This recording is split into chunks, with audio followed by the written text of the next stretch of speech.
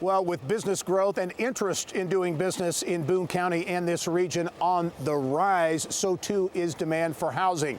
We're seeing more projects in this area. Case in point, just this week in the planning stages, a 260-acre residential project that includes single-family homes, townhomes, apartments, and retail space in nearby Zionsville. For more on the housing situation as it relates to growth, let's send it over now to Mary Rachel Redmond, who has more.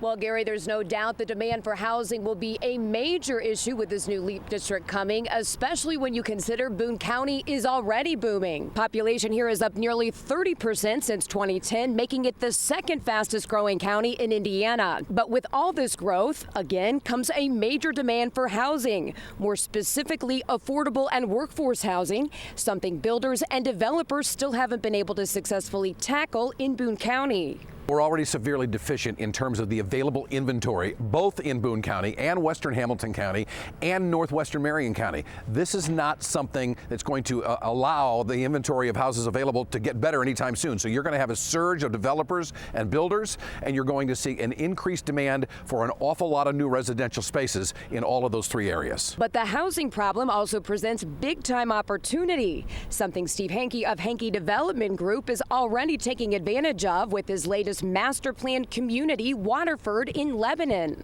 We were fortunate to acquire 3 or 4 years ago almost 2,000 acres. And 2,000 acres allows us to almost do a city within a city. We'll be doing an 18-hole championship course, probably another 18-hole executive course there on the 2,000 acres. There'll be commercial, there'll be all types of residential of all different sizes, shapes. So we have frontage, 1.5 mile frontage on 65. We have a mile of frontage on 146th Street. So it's a perfect location between Lebanon and Whitestown. We knew that Lebanon was the next up-and-coming place. It's on 65. It's the closest area, to Indianapolis Airport. People said we were crazy looking at Lebanon, but when you look back in the 50s and 60s, no one moved to Carmel. It was all north central. It had to be north central. And then Carmel grew, and then it was like nobody was going to Fishers. And then in the 80s and 90s, everybody went to Fishers. And look what happened there. Now it's 100,000 people.